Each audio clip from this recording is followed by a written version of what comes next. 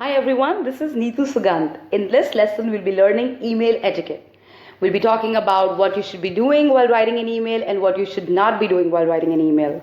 If you like my videos, do follow me on this link and don't forget to rate, review, recommend and share. So let's begin. While writing an email, spell names correctly and check spelling of other words. You can use the spell checker if you like. Do use the right tone in the email. It should be positive. So when the other person is reading your email, he or she should feel that you sound positive and not negative. Do check the size of your attachment. While sending heavy attachments, zip or compress them. If you're sending something that is over 500 KB, you should ask, would you mind if I sent you an attachment? When would be the best time for you? The reason why we do this is because people are busy, and if you send them a heavy file without prior notice, the system would hang and they would get irritated. So it's best to ask someone if they're okay with you sending them a heavy attachment and what time they'll be comfortable receiving it. And also compress the heavy files. It makes them lighter. Okay, do proofread your email, check for basic grammar, punctuation, capitalization. We all should read our emails at least twice or thrice before sending it. Don't use all caps. It reflects shouting and is considered rude. Even if you use all small case, that shows laziness or lack of education. So the best way is to capitalize the first letter in the sentence and then the other letters should be in small case. Don't use too many exclamation marks. Yes, they show excitement, but can make you look immature if there are too many of them. Sometimes people tend to use 2 or 3 exclamation marks at the beginning and then while ending the email. That's not professional, that's immature. A caution, be careful while using the reply to all feature. It's okay to use this feature, but only use a reply to all when you want to ensure that all the other recipients of the email are connected and they read your message. Okay, for example, you're sending a message to an agent, but you want his supervisor to be copied because you want him to know what you're telling him. So in that case, a reply to all is okay. But it's not a good idea to use a reply to all if you've got an email from someone who's just copied his supervisor and you only want to communicate with that one person. So then there's no need to use a reply to all. Caution, sometimes people get irritated with I hope you're well. I think I told you this in the last lesson as well, that I use I hope you're well with people you know or with people you have some idea about. Do not use it for marketing emails. It's just too old-fashioned now. Be careful about using humor in your emails. It's better to avoid it unless you know someone really well. Yes, humor can get lost in translation without the right tone or facial expressions. So while you're presenting something face to face, it's okay to crack jokes because you're smiling so people know that you're cracking a joke. But in emails, they cannot figure that out. They can't see you.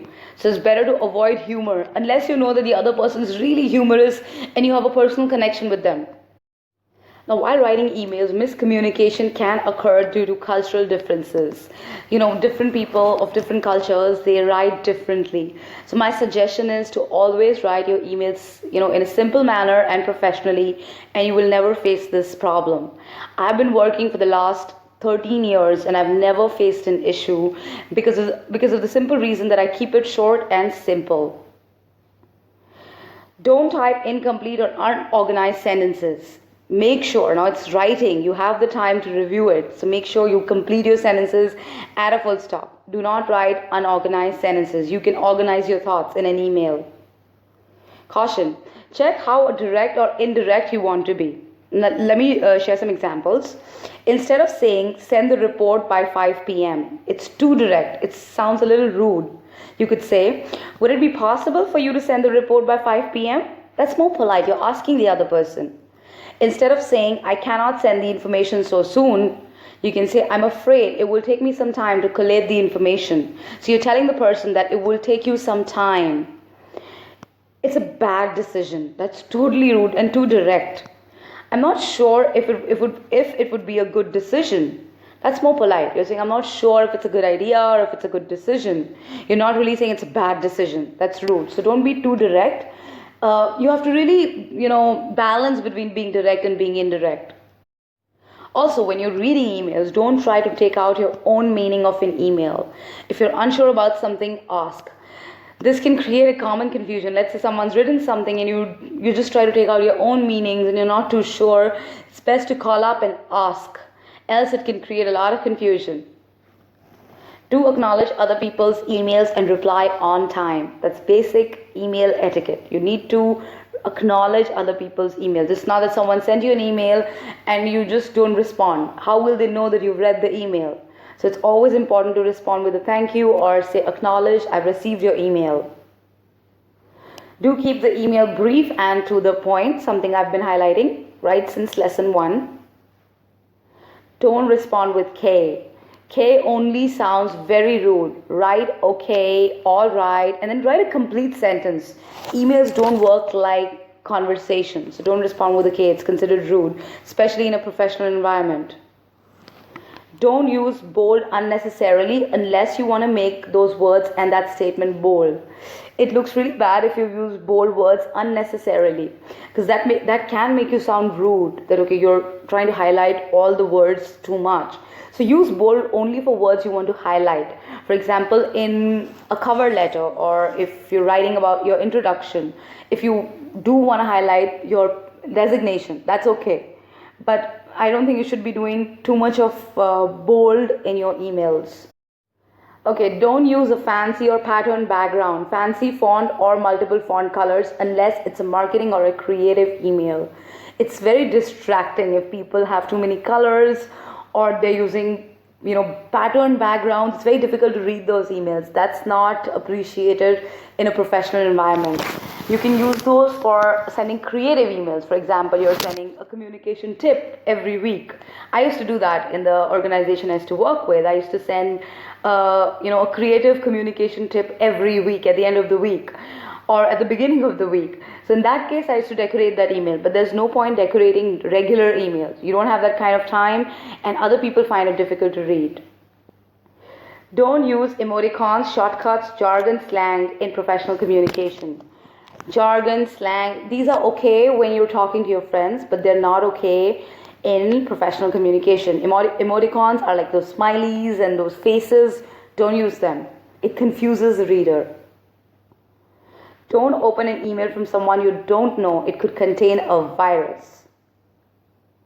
Don't send multiple heavy attachments in one email. If a file is too heavy, first of all, it's better to check with people if they're okay receiving a heavy file and what time they would like to receive it.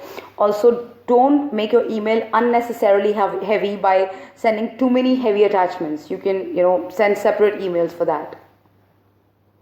Caution. Now the to and the CC and the BCC field, let me explain what they are. The to field is the field in which you add the email ID of the person you want the reply from. Okay, the person you're addressing, the person who you want to ensure that he or she responds.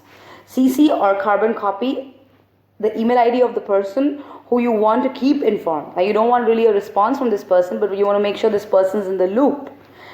BCC, which is blind carbon copy, you enter the email of the person who you want to keep informed, but you don't want others to know about it. So the person who's in the BCC field would know about what's going on in the email, but the rest of the people won't know that this person is copied.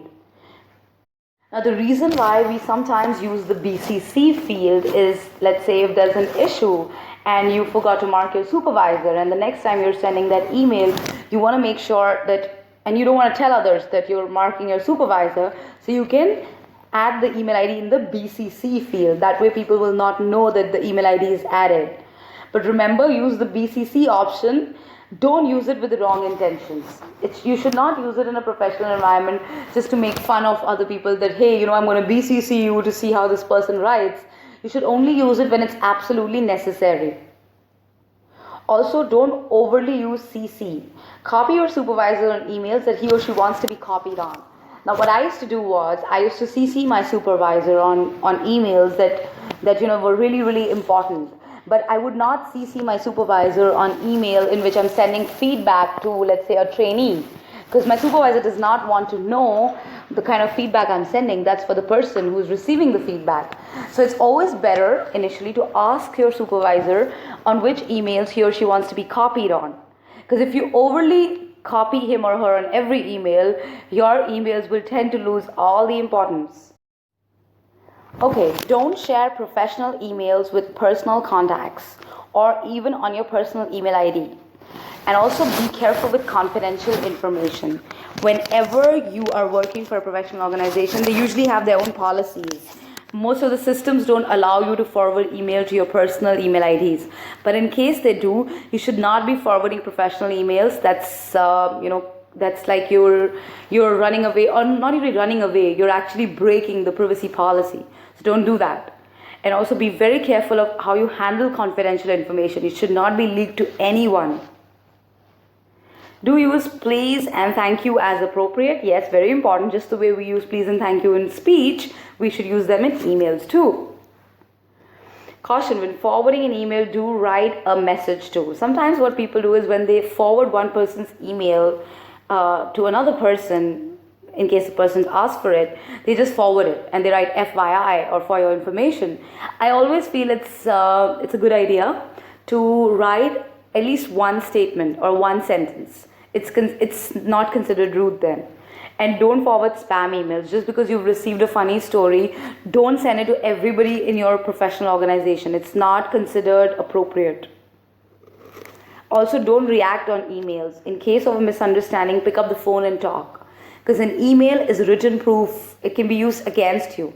And not just that, emails create more confusion if you're fighting over an email or if you're arguing over an email. It's better to argue or fight in person. Don't use an old email to reply and talk about a whole new topic. Suddenly you decide to send an email to someone and you pick up an old email and then you start writing about something new. That is not email etiquette. You write a new subject for that particular message and then you send the email. Caution, save important emails for future communication. The reason why this is important is because sometimes what happens is, let's say you're sending an email about a particular project, okay? And then next week, someone says that, hey, why didn't you complete this particular report? Or why didn't you complete this task? If you have the previous email in which you had already sent the task, you have a proof. So you can send that email to that person and say that, hey, I already sent it last week. So emails, important emails, it's always good to save them.